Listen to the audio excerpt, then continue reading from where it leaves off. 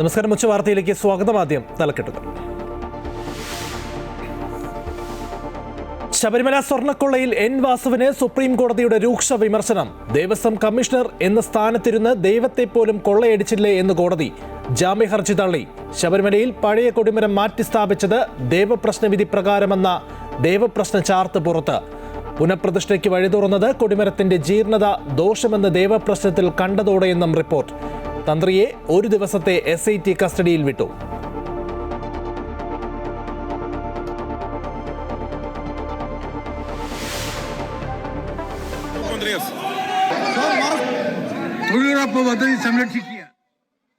ശബരിമല സ്വർണ്ണക്കൊള്ളയിൽ പ്രതിപക്ഷ പ്രതിഷേധത്തിൽ സ്തംഭിച്ച് സഭ. പോറ്റിയെ കയറ്റിയെ പാരഡിയിൽ പോരുമായി ഭരണ പ്രതിപക്ഷ അംഗങ്ങൾ. ദേവസ്വം മന്ത്രി രാജിവെക്കണമെന്ന് പ്രതിപക്ഷ നേതാവ്. സഭാ നടപടികളുമായി സഹകരിക്കാൻ ബുദ്ധിമുട്ടുണ്ടെന്ന് VD സതീശൻ. സാർ, ഇന്ന് ഞങ്ങൾ ആ ആവശ്യത്തിൽ ഉറച്ചു നിൽക്കുകയാണ്. ദേവസ്വം മന്ത്രി കാരണം 2024-25 കാലത്ത് ഗുരുതരമായ ക്രമക്കേടുകൾ ഹൈക്കോടതി കണ്ടെത്തിയ സാഹചര്യത്തിൽ അതിൻ്റെ ഉത്തരവാദിത്വം ഏറ്റെടുത്തുകൊണ്ട് ബഹുമാനപ്പെട്ട ദേവസ്വം മന്ത്രി രാജിവെക്കണമെന്നും SIT നോട്ടീസ് നൽകാൻ പോലും പ്രതിപക്ഷത്തിന് ഭയമെന്ന മന്ത്രി MB രാജേഷിന്റെ പരിഹാസം. പ്രതിപക്ഷ ബഹളത്തിൽ സഭ ചൊവ്വാഴ്ചത്തേക്ക് പിരിഞ്ഞു.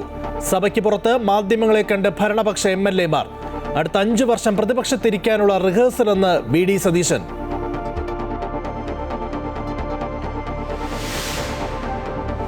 മന്ത്രി എന്നുള്ള നിലയിൽ സ്വാഭാവികമായിട്ടും എനിക്കെതിരെ വരുന്ന ആക്രമണങ്ങൾ ഞാൻ പ്രതീക്ഷിക്കുന്നതാണ്. പോറ്റിയുമായുള്ള ബന്ധത്തിൽ കൂടുതൽ വിശദീകരണവുമായി ദേവസ്വം മുൻ മന്ത്രി കടകംപള്ളി സുരേന്ദ്രൻ. ശബരിമല സ്വർണ്ണക്കൊള്ളയുടെ വാർത്ത പുറത്തു വരുന്നതുവരെ പോറ്റിയെ താൻ കാണുന്നത് കളങ്കമില്ലാത്ത മനുഷ്യനെന്ന നിലയിൽ. നിരവധി തവണ പോറ്റിയെ കണ്ടിട്ടുണ്ടെന്നും എന്നാൽ വീട്ടിൽ പോയത് ഒരു തവണ മാത്രമെന്നും കടകംപള്ളി.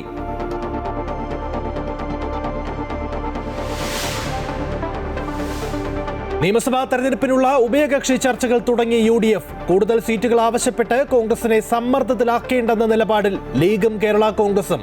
ലീഗ് 25 സീറ്റിലും കേരള കോൺഗ്രസ് 10 സീറ്റിലും മത്സരിക്കും.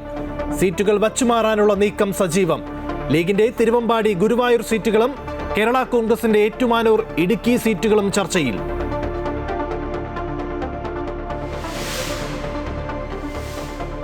ലത്തീൻ സഭയുമായി അനുനയ നീക്കത്തിന് ജോസ് കെ മാണി. കൊച്ചി രൂപത ആസ്ഥാനത്തെത്തി ബിഷപ്പ് ഡോക്ടർ ആന്റണി കാട്ടിപ്പറമ്പിലുമായി കൂടിക്കാഴ്ച നടത്തി.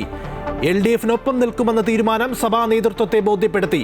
കേരള കോൺഗ്രസ് M ജില്ലാതല സ്റ്റിയറിംഗ് കമ്മിറ്റിയിൽ മുന്നണി മാറ്റമുണ്ടാകാത്തതിനെതിരെ വിമർശനം ഉയർന്നതായുള്ള പ്രചരണങ്ങളെ തള്ളി ജില്ലാ പ്രസിഡന്റ് ലോപ്പസ് മാത്യു.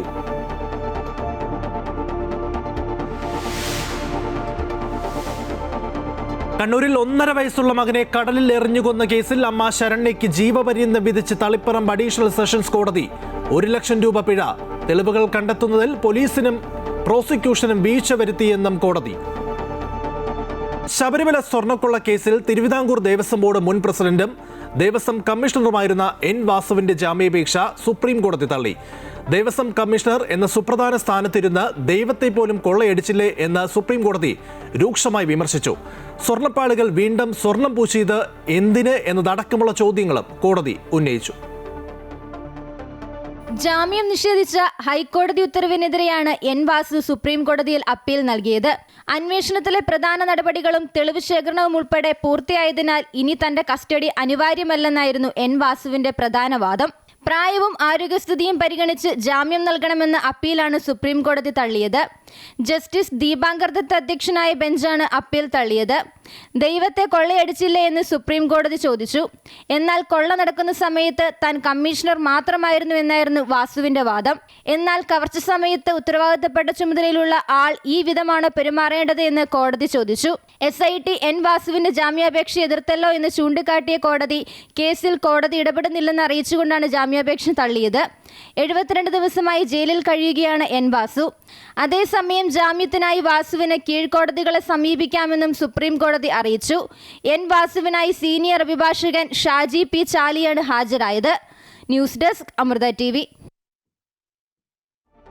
ശബരിമല സ്വർണ്ണക്കൊള്ളയിൽ മുരാരി ബാബുവിന്റെ ജാമ്യ ഹർജിയിൽ വിധി നാളെ. കൊല്ലം വിജിലൻസ് കോടതിയിൽ വാദം പൂർത്തിയായി. കട്ടളപ്പാളി കേസിലും ദ്വാരപാലക ശില്പ കേസിലും മുരാരി ബാബു അറസ്റ്റിലായി 90 ദിവസം കഴിഞ്ഞിട്ടും SIT ഇതുവരെയും കുറ്റപത്രം സമർപ്പിക്കാത്തത് ചൂണ്ടിക്കാട്ടിയാണ് ജാമ്യ ഹർജി സമർപ്പിച്ചത്. ജാമ്യം ലഭിച്ചാൽ മുരാരി ബാബു ജയിൽ മോചിതനാകും. അതേസമയം ശബരിമല സ്വർണ്ണക്കൊള്ള കേസിൽ അറസ്റ്റിലായ തന്ത്രി കണ്ഠരർ രാജീവരെ ഒരു ദിവസത്തേക്ക് പ്രത്യേക അന്വേഷണ സംഘത്തിന്റെ കസ്റ്റഡിയിൽ വിട്ടു. തന്ത്രിയെ കസ്റ്റഡിയിൽ വേണമെന്ന SITയുടെ അപേക്ഷയിലാണ് കൊല്ലം വിജിലൻസ് കോടതിയുടെ നടപടി. തന്ത്രിയുടെ ജാമ്യാപേക്ഷ കോടതി ഈ മാസം 28-ന് പരിഗണിക്കും. ചോദ്യം ചെയ്ത ശേഷം തന്ത്രിയെ ഇന്ന് വൈകിട്ട് കോടതിയിൽ ഹാജരാക്കും. ശബരിമല സ്വർണ്ണക്കൊള്ളയിൽ സോണിയാഗാന്ധിയുടെ വീട്ടിൽ റെയ്ഡ് നടത്തണമെന്നും അവരെ അറസ്റ്റ് ചെയ്യണമെന്നും പറഞ്ഞ മന്ത്രി വി ശിവൻകുട്ടിക്ക് മറുപടിയുമായി ഷാഫി പറമ്പിൽ MP. ഫോട്ടോ കണ്ടതിന്റെ പേരിലാണെങ്കിൽ പിണറായി വിജയന്റെ വീട്ടിലാണ് ആദ്യം റെയ്ഡ് നടത്തേണ്ടത് എന്ന് ഷാഫി പറമ്പിൽ കോഴിക്കോട് പറഞ്ഞു. ഇന്നൊരു മന്ത്രി എഴുന്നേറ്റ് നിന്നിട്ട് പറയാ സോണിയാഗാന്ധിയുടെ വീട് റെയ്ഡ് ചെയ്യണം എന്നുള്ളൊരു മന്ത്രി എഴുന്നേറ്റ് നിന്നിട്ട് അവിടെ പ്രസംഗിക്കുക. അങ്ങനെ ഇനി ഫോട്ടോ കണ്ടതിന്റെ പേരിലാണെങ്കിൽ പിണറായി വിജയന്റെ വീട് അങ്ങ് റെയ്ഡ് ചെയ്തോട്ടെ, എളുപ്പമുണ്ടല്ലോ, അത്ര ദൂരെ പോകാൻ വേണ്ടി കാത്തുക്കണ്ടല്ലോ. ഫോട്ടോ ഒപ്പം കണ്ടതിന്റെ പേരിലാണെങ്കിൽ, ഫോട്ടോ ഉള്ളതിന്റെ പേരിലല്ല കോൺഗ്രസ് ഇത് പറയുന്നത്.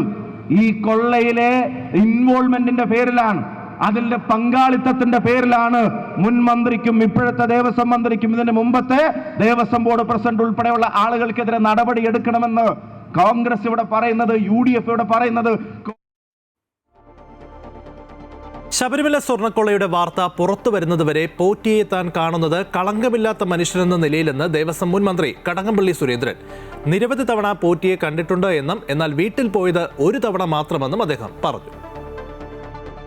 അക്കാലത്തെ ദേവസ്വം മന്ത്രി എന്നുള്ള നിലയിൽ സ്വാഭാവികമായിട്ടും എനിക്കെതിരെ വരുന്ന ആക്രമണങ്ങൾ ഞാൻ പ്രതീക്ഷിക്കുന്നതാണ്. പക്ഷേ ഞാൻ നേരത്തെ വിശദീകരിച്ചിട്ടുള്ളതുപോലെ ദേവസ്വം മന്ത്രിക്ക് ക്ഷേത്രങ്ങളിലെ അത്തരം കാര്യങ്ങളിലൊന്നും യാതൊരു പങ്കുമില്ല എന്നുള്ള കാര്യം എല്ലാവർക്കും അറിയാവുന്നതാണ്.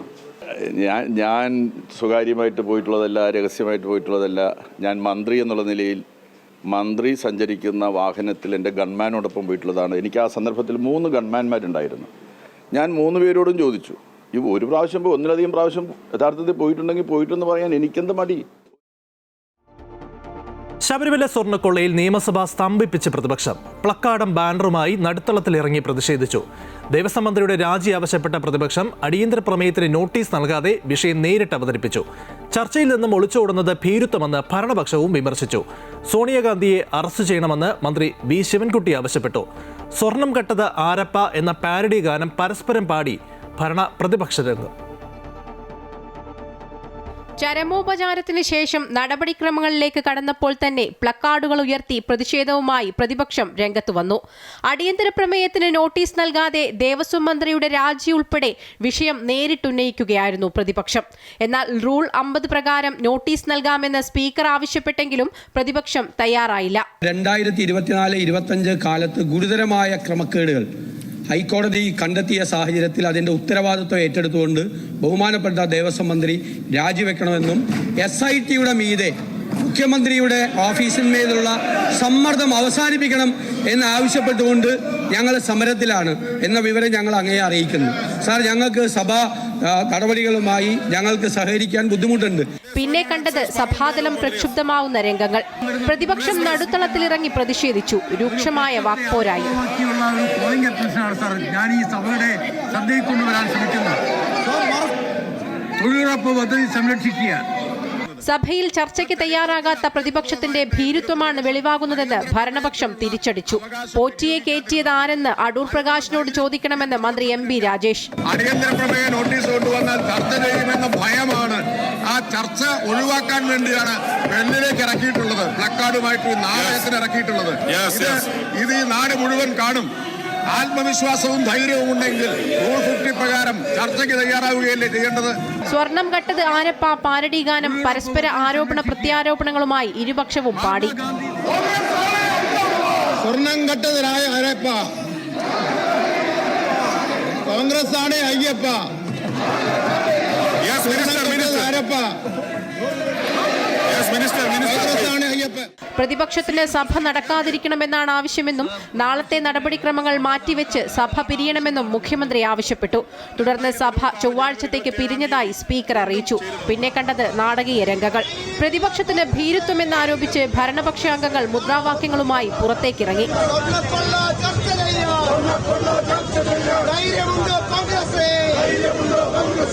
പ്രതിപക്ഷവും പ്ലക്കാർഡുകളുമായി സഭയ്ക്ക് പുറത്തിറങ്ങി പ്രതിഷേധിച്ചു.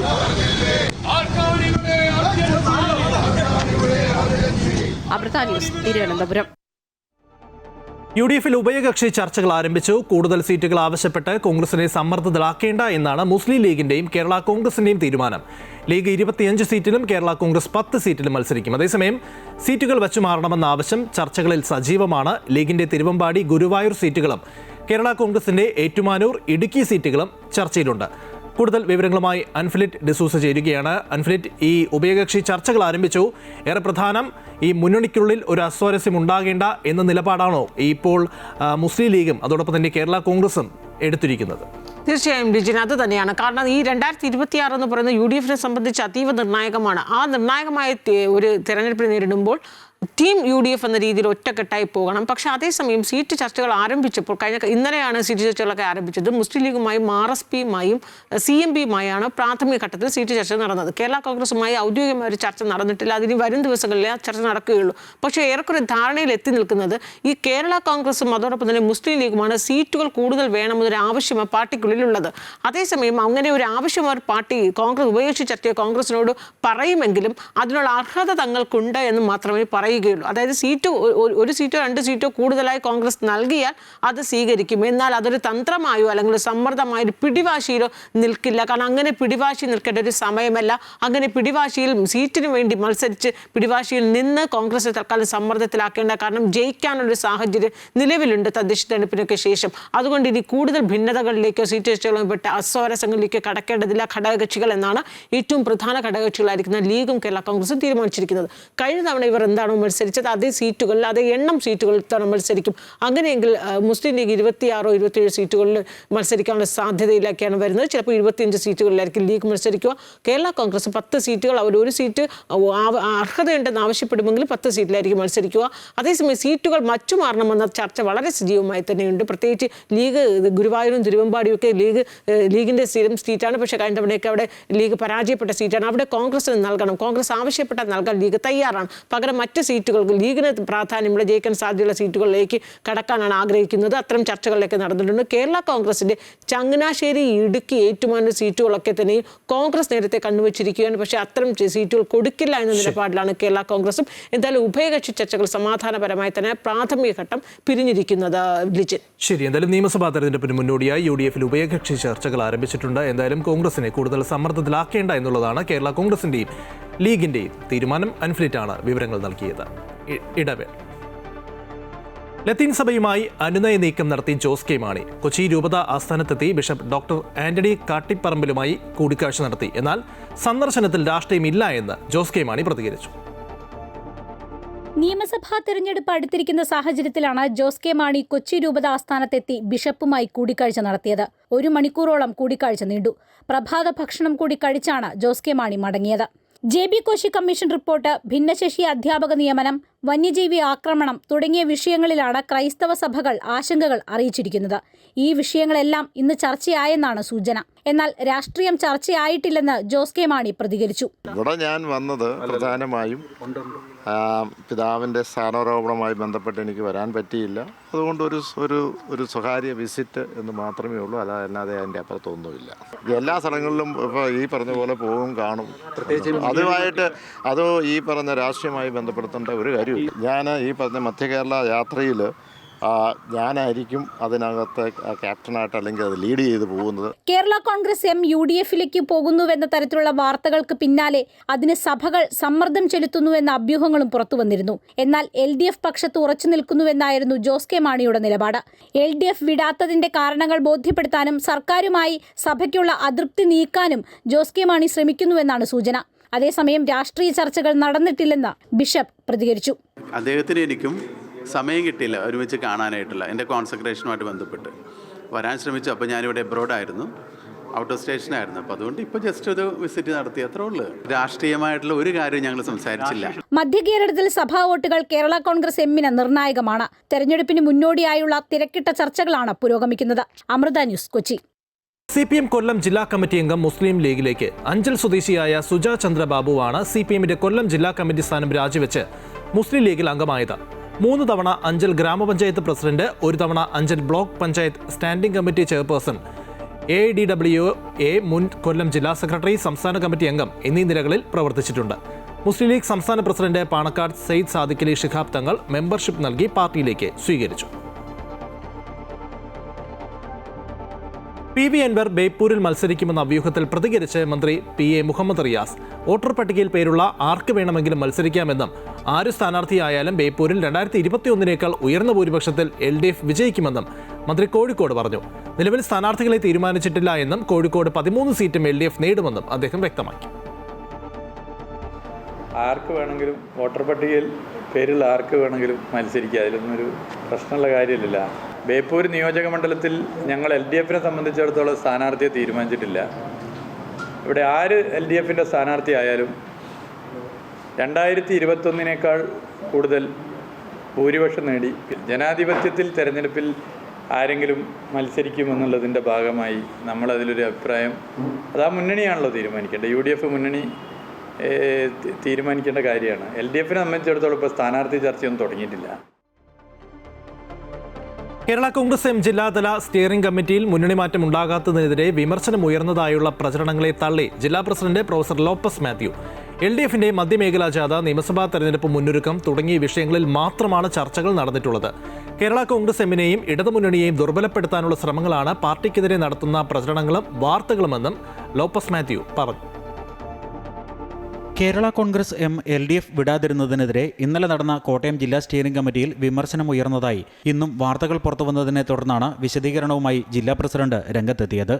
കേരള കോൺഗ്രസ് ഇടതുമുന്നണി വിടണമായിരുന്നുവെന്നും UDFിലേക്ക് ചേക്കേറാനുള്ള അവസരം നേതാക്കൾ നഷ്ടപ്പെടുത്തിയെന്നും വിമർശനം ഉയർന്നതായാണ് വാർത്തകൾ വന്നത്.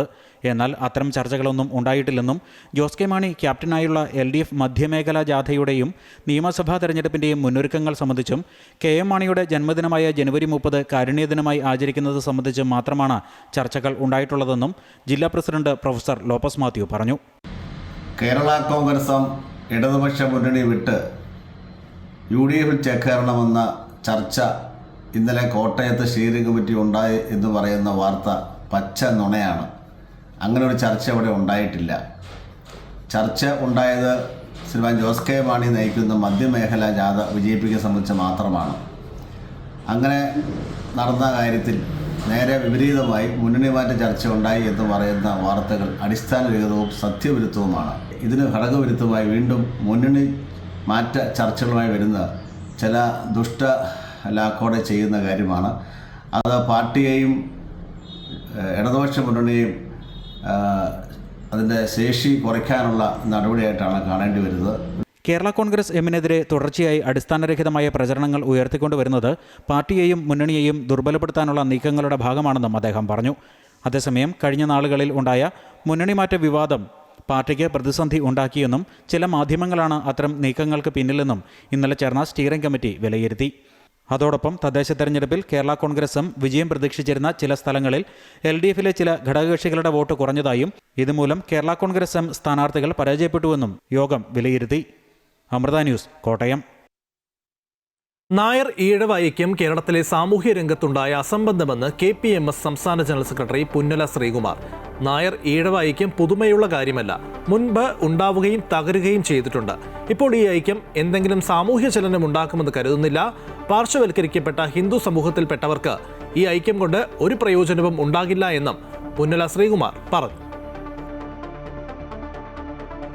മൂന്നാം ബലാത്സംഗ കേസിൽ ജയിലിൽ കഴിയുന്ന രാഹുൽ മാങ്കൂട്ടത്തിൽ MLAയുടെ ജാമ്യാപേക്ഷയിൽ പത്തനംതിട്ട ജില്ലാ സെഷൻസ് കോടതി വിധി പറയുന്നത് ശനിയാഴ്ച.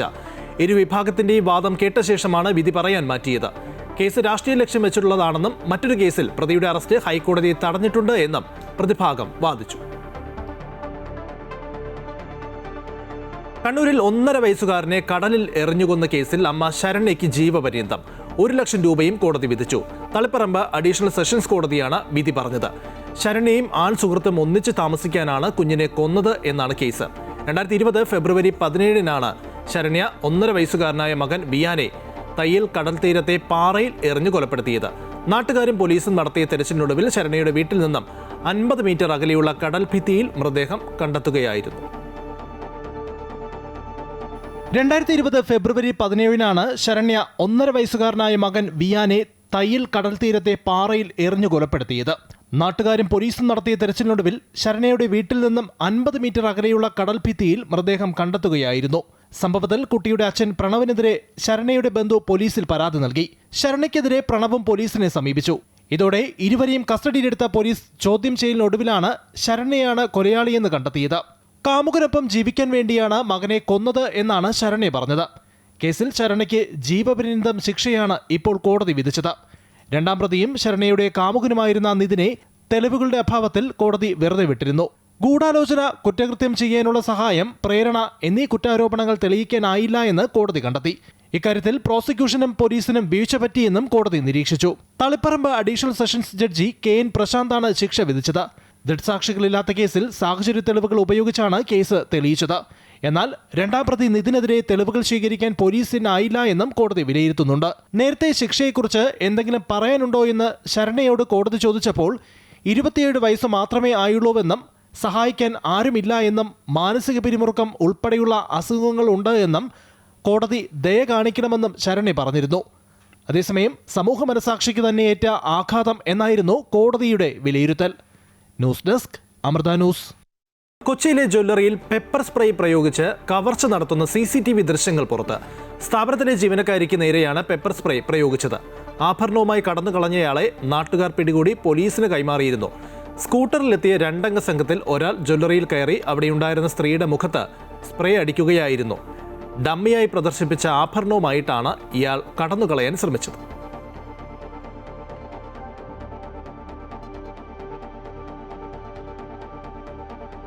കോഴിക്കോട് ചേവായൂർ ബാങ്കിന് മുന്നിൽ കോൺഗ്രസ് ധർണ നടത്തി. കോൺഗ്രസ് പടുത്തുയർത്തിയ ചേവായൂർ ബാങ്കിനെ CPM ഇടിമുറിയാക്കി നശിപ്പിക്കരുത് എന്നാവശ്യപ്പെട്ടുകൊണ്ടായിരുന്നു പ്രതിഷേധം. ബാങ്ക് പാർട്ടി ഗ്രാമമാണെന്ന തെറ്റിദ്ധാരണയുണ്ടെങ്കിൽ അത് നടപടിയാകില്ല എന്നും കൃത്യമായ പരിശോധന നടത്തണമെന്നും ഷാഫി പറമ്പിൽ MP പറഞ്ഞു. പരിപാടി ഉദ്ഘാടനം ചെയ്ത് സംസാരിക്കുകയായിരുന്നു അദ്ദേഹം. CPM വല്ലാതെ അഹങ്കരിക്കേണ്ടെന്നും അദ്ദേഹം കൂട്ടിച്ചേർത്തു. Kozhikode DCC president K Praveenkumar, youth Congress ദേശീയ സെക്രട്ടറി KM അഭിജിത്ത് തുടങ്ങിയ നേതാക്കൾ ധർണയിൽ പങ്കെടുത്തു. കൊച്ചിയിൽ ആനയുടെ ചവിട്ടേറ്റ് യുവാവിന് ദാരുണാന്ത്യം. ചൊവ്വര സ്വദേശി സൂരജ് പിഷാരടിയാണ് മരിച്ചത്. തിരുനായത്തോട് ശിവനാരായണ ക്ഷേത്രത്തിലാണ് ഉത്സവത്തിനെത്തിച്ച ആനയിടഞ്ഞ് അപകടമുണ്ടായത്.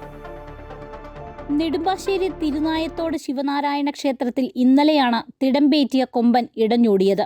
ഈ സമയം ആനയുടെ മുന്നിൽ നിന്ന് വീഡിയോ എടുക്കുകയായിരുന്ന യൂട്യൂബർ ആലുവ ചൊവ്വര സ്വദേശി സൂരജ് പിഷാരടിയെ ആന ചവിട്ടിത്തെറിപ്പിക്കുകയായിരുന്നു. ഗുരുതരമായ പരിക്കേറ്റ സൂരജിനെ ഉടൻ ആശുപത്രിയിലേക്ക് മാറ്റി. എന്നാൽ ഇന്ന് രാവിലെ സൂരജ് മരണത്തിന് കീഴടങ്ങി. ചിറക്കൽ ശബരിനാഥൻ എന്ന ആനയാണ് ഇടഞ്ഞോടിയത്. മേളം നടക്കുന്നതിനിടെയായിരുന്നു സംഭവം. നല്ല മേളം നടന്നു വീണ സമയത്ത് ആന പതുക്കെ പട്ട കഴിക്കാതിരുന്നപ്പോൾ ആന ഇങ്ങനെ ചൂണ്ടിക്കായിരുന്നു. ആനക്കാരെ അവിടെ നിന്ന് ഇവിടെ നിന്ന് തട്ടിക്കൊണ്ടിരുന്നു.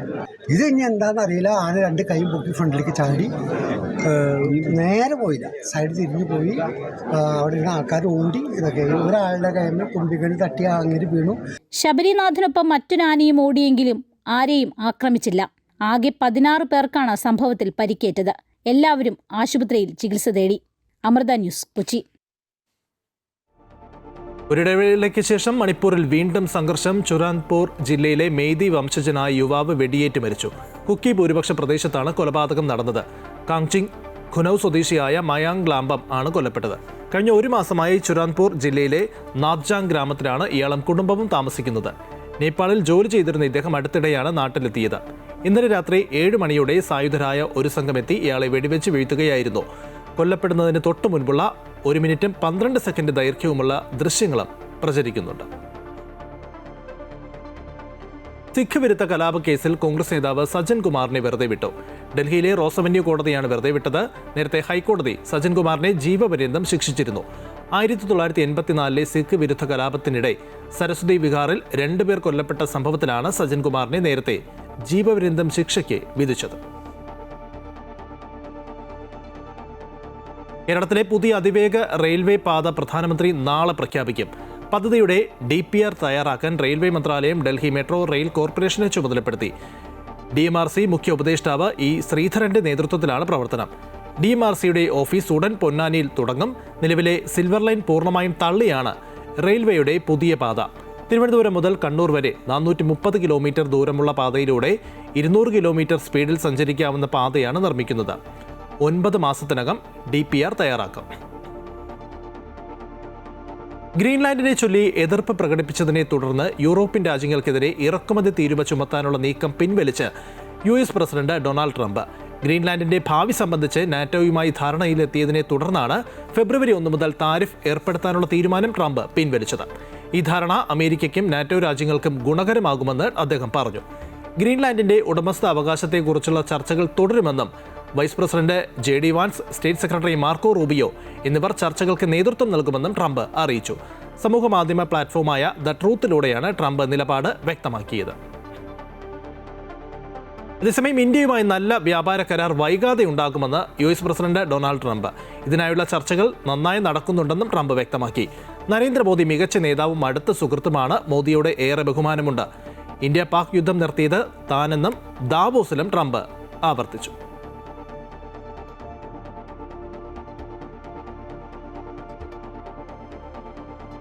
സന്തോഷ് ട്രോഫി ഫുട്ബോളിൽ കേരളത്തിന് വിജയത്തുടക്കം. ആദ്യ മത്സരത്തിൽ പഞ്ചാബിനെ പരാജയപ്പെടുത്തി 1 ഗോൾ പിന്നിട്ട് നിന്ന ശേഷം 3 ഗോൾ തിരിച്ചടിച്ചാണ് കേരളം വിജയിച്ചു കയറിയത്. മുഹമ്മദ് അജ്സൽ കേരളത്തിനായി ഇരട്ട ഗോളുകൾ നേടി. മത്സരം ആരംഭിച്ചതു മുതൽ ഇരു ടീമുകളും മികച്ച മുന്നേറ്റങ്ങളുമായി കളം നിറഞ്ഞിരുന്നു. പന്തടക്കത്തിൽ കേരളം മുന്നിൽ നിന്നെങ്കിലും ആദ്യം വലകുലുക്കിക്കൊണ്ട് പഞ്ചാബാണ് ഞെട്ടിച്ചത്. രണ്ടാം പകുതിയിൽ ഉണർന്നു കളിച്ച കേരളം രണ്ടാം പകുതിയുടെ തുടക്കത്തിൽ തന്നെ സമനില ഗോൾ നേടി. 58-62 മിനിറ്റുകളിലാണ് മുഹമ്മദ് അജ്സൽ കേരളത്തിനായി വലകുലുക്കിയത്. ഉച്ചവാർത്ത പൂർണ്ണമാവുകയാണ്. കൂടുതൽ വാർത്തകൾക്കായി അമൃത ന്യൂസിന്റെ YouTube ചാനൽ കാണുക. നമസ്കാരം.